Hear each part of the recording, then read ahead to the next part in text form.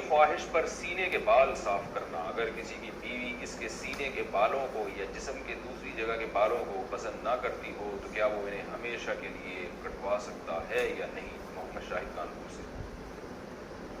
مرد جو ہے نا سینے کے بال یا کہیں اور جسم میں جو ٹانگوں وانگوں کے بال ہوتے ہیں یہ تو مردوں کے ہوتے ہی ہیں, اور ہم نے کبھی نہیں دیکھا صدیوں تک مردوں نے ان کو کاٹنے کی کوشش کی, کبھی بھی نہیں. اب مردوں میں رواج چل پڑا ہے ان بالوں کو کاٹنے کا.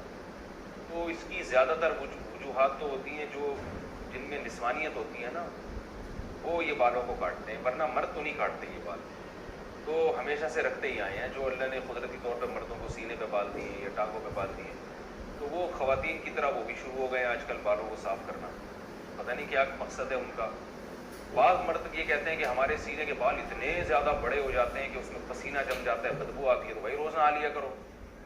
لیکن بہرحال ان بالوں کے کاٹنے یا نہ کاٹنے کے بارے میں ہمارے پاس شریعت میں کوئی واضح حدیث یا قرآن کی آیت موجود نہیں ہے. اتنی بات ہے کہ تغییر خلق اللہ, اللہ کی تخلیق کو بگاڑنا یہ حرام ہے.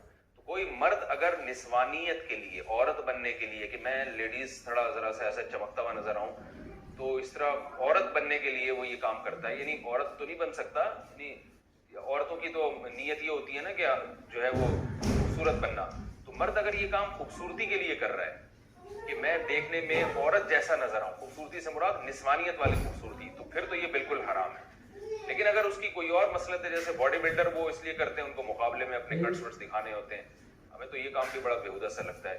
لیکن خیر, تو کوئی اور نیت ہے یا پسینہ جم رہا ہے اس میں, اس نیت سے بال کاٹتے ہیں, تو ان کی بیگم کی خواہش ہے کہ بال کاٹو تو شاید ان کو بدبو آتی ہے ان بالوں سے, تو اگر کوئی معقول وجہ ہے تو کاٹنے میں کوئی حرج نہیں ہے. لیکن میرا خیال ہے کہ یہ کام اتنا مزیدار ہے نہیں, پسندیدہ کام ہے نہیں, کیونکہ اس کا رواج جب مردوں میں آئے گا تو نسوانیت پھیلے گی. اس سے جائز ہے ان تمام تفصیلات کی روشنی میں, لیکن بہتر نہیں ہے. جو چیز جس طرح صدیوں سے چلی آ رہی ہے اس کو چلنے دیں. ہاں اگر سینے کے بال بہت بڑے ہوئے ہیں, بیوی کو اس سے تکلیف ہوتی ہے تو پھر ایک الگ بات ہے, اس کو کاٹ سکتے ہیں. بیوی کو طلاق, اور دوسری بات یہ بھی ہے کہ ہمیشہ کے لیے, تو بھائی ہمیشہ کے لیے تو کیا پتا آپ کی بیگم کا انتقال ہو جائے, اللہ نہ کرے, اللہ ان کو زندگی دے, پھر آپ کو دوسری شادی کرنے کی ضرورت پیش آئے, تو پھر وہ نئی والی بیوی آئے اس کو بال, وہ کہے کہ بھائی مردوں کے تو بال ہوتے ہیں جسم پہ, آپ کے تو بال ہی نہیں ہے, مجھے تو ایسا آدمی چاہیے جو جس میں بال والا بندہ چاہیے, اور آپ فارغ البال ہو گئے. تو ہمیشہ کے لیے نہ کاٹیں, میرا خیال ہے اس کو جو ہے وہ ایک آپشن رکھیں.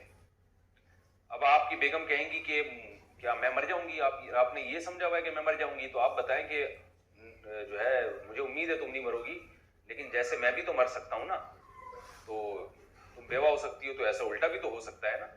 تو آپ ان سے کہیں کہ 50% میرے مرنے کے امکان ہے, 50% تمہارے مرنے کے, بلکہ اور احتیاط میں یوں کہیں کہ بیگم 75% میرے مرنے کے امکان ہے, کیونکہ میں نے زیادہ تر عورتیں بیوہ ہوتے دیکھی ہیں, مردوں کی بیویاں کی رپورٹ مرنے کی ذرا کمی ہے.